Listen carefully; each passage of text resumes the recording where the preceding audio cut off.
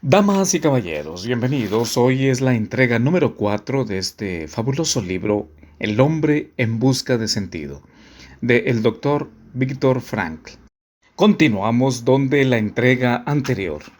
Otro ejemplo. Cuando ese mismo prisionero estaba por la tarde esperando ante la enfermería con la esperanza de que le concedieran 2 días de trabajos ligeros dentro del campo a causa de sus heridas o quizás por el edema de la fiebre, observaba impertérrito cómo era arrastrado un muchacho de 12 años para el que ya no había zapatos en el campo y le habían obligado a estar en posición firme durante horas bajo la nieve o trabajar a la intemperie con los pies desnudos.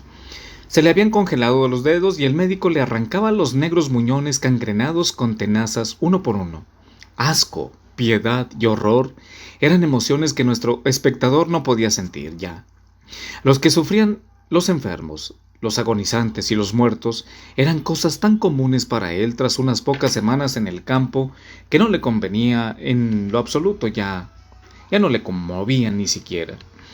Estuve algún tiempo en un barricón cuidando a los enfermos de tifus.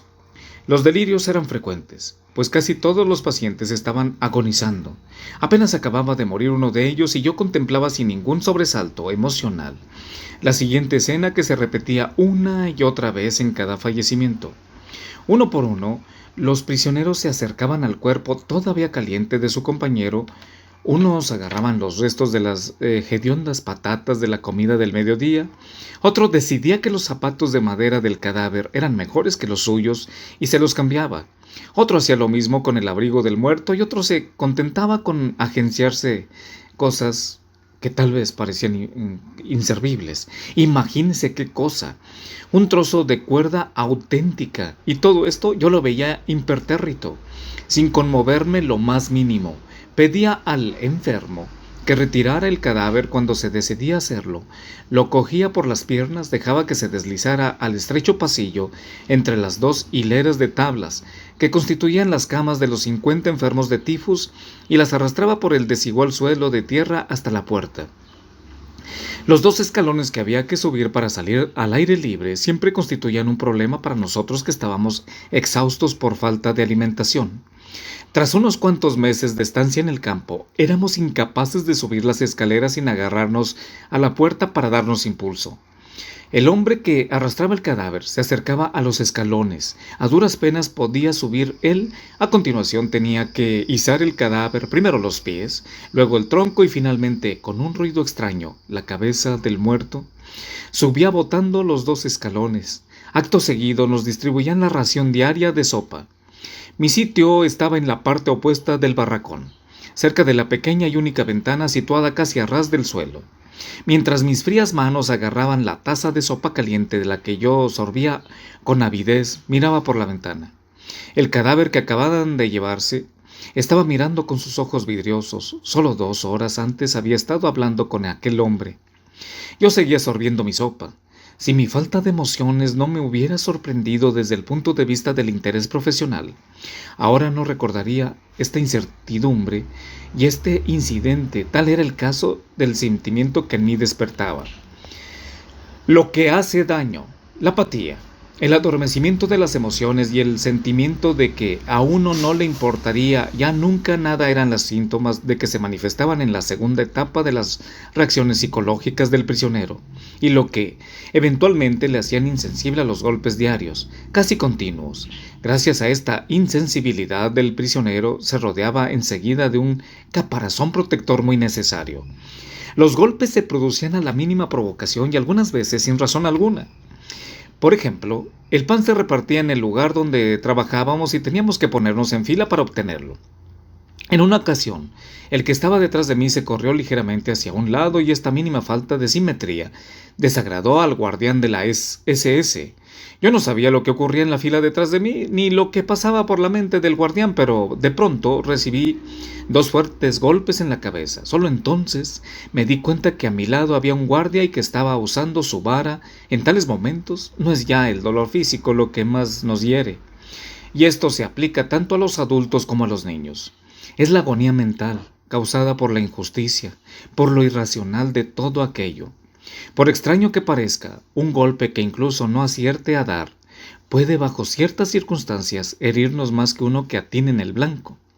Una vez estaba de pie junto a la vía del ferrocarril bajo una tormenta de nieve. A pesar del temporal, nuestra cuadrilla tenía que seguir trabajando. Trabajé con bastante ahínco, repasando la vía con grava, ya que era la única forma de entrar en calor. Durante unos breves instantes hice una pausa para tomar aliento y apoyarme sobre la pala. Por desgracia, el guardia se dio cuenta entonces media vuelta y pensó que yo estaba holgazaneando.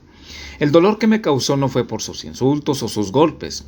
El guardia decidió que no valía la pena gastar su tiempo en decir ni una sola palabra ni lanzar un juramento contra aquel cuerpo andrajoso y demacrado que tenía delante de él y que probablemente apenas le recordaba la de una figura humana. En vez de ello, cogió una piedra alegremente y la lanzó contra mí. A mí, aquello me pareció una forma de atraer la atención de una bestia, de introducir a un animal doméstico a que realice su trabajo, una criatura con la que se tiene tan poco en común que ni siquiera hay que molestarse en castigarla. El insulto. El aspecto más doloroso de los golpes es el insulto que incluyen. En una ocasión teníamos que arrastrar unas cuantas traviesas largas y pesadas sobre las vías heladas. Si un hombre resbalaba, no solo corría peligro él, sino todos los que cargaban la misma traviesa. Un antiguo amigo mío tenía una cadera dislocada de nacimiento. Podía estar contento de trabajar a pesar del efecto, ya que los que padecían algún defecto físico era casi seguro que los enviaban a morir en la primera selección.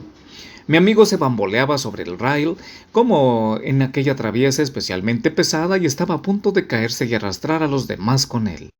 En aquel momento yo no arrastraba ninguna traviesa, así que salté a ayudarle sin pararme a pensar. De inmediato sentí un golpe en la espalda, un duro castigo y me ordenaron regresar a mi puesto. Unos pocos minutos antes el guardia que me golpeó nos había dicho despectivamente que los cerdos, como nosotros, no teníamos espíritu de compañerismo. En otra ocasión, a una temperatura de menos 20 grados centígrados, empezamos a cavar el suelo del bosque, que estaba helado para atender unas cañerías. Para entonces ya me había debilitado mucho físicamente. Vi venir a un capataz con sus rechonchas mejillas sonrosadas. Su cara recordaba inevitablemente la cabeza de un cerdo. Me fijé con envidia en sus cálidos guantes mientras pensaba que nosotros teníamos que trabajar con las manos desnudas y sin ninguna prenda de abrigo, como una chaqueta como la que él traía de cuero forrado de piel. Bajo aquel frío tan intenso, durante un momento me observó en silencio. Sentí que se mascaba la tragedia, ya que junto a mí tenía el montón de tierra que mostraba exactamente lo poco que había cavado. Entonces, tú, cerdo, te vengo observando todo el tiempo. Yo te enseñaré a trabajar. Espera a ver cómo cavas la tierra con los dientes. Morirás como un animal. En 2 días habré acabado contigo. No has debido dar golpe en tu vida. ¿Que eres tan puerco? ¿Un hombre de negocios? Yo había dejado de importarme todo. Pero tenía que tomar en serio esta amenaza de muerte, así que saqué todas mis fuerzas y le miré directamente a los ojos. Era médico especialista. ¿Qué? ¿Un médico? Apuesto que les cobrabas un montón de dinero a tus pacientes. La verdad es que la mayor parte de mi trabajo lo hacía sin cobrar nada, en las clínicas para pobres. Al llegar aquí, comprendí que había dicho demasiado. Se arrojó sobre mí y me derribó al suelo gritando como un energúmeno. No pudo recordar, y no lo puedo hacer todavía, lo que gritaba. Afortunadamente, el capo de mi cuadrilla se sentía obligado hacia mí. Sentía hacia mí cierta simpatía porque yo escuchaba sus historias de amor y sus dificultades matrimoniales, que me contaba en las largas caminatas a nuestro lugar de trabajo. Le había causado cierta impresión con mi diagnosis sobre su carácter y mi consejo terapéutico. A partir de este momento me estaba agradecido y ello me fue de mucho valor. En ocasiones anteriores me había reservado un puesto junto a él en las 5 primeras hileras de nuestro destacamento, que normalmente componían 280 hombres. Era un favor muy importante. Teníamos que alinearnos por la mañana muy temprano cuando todavía estaba oscuro. Todo el mundo tenía miedo de llegar tarde y tener que quedarse a las hileras de la cola. Si se necesitaba hombres para hacer un trabajo desagradable, el jefe de los capos solía reclutar a los hombres que necesitaba de entre los de las últimas filas.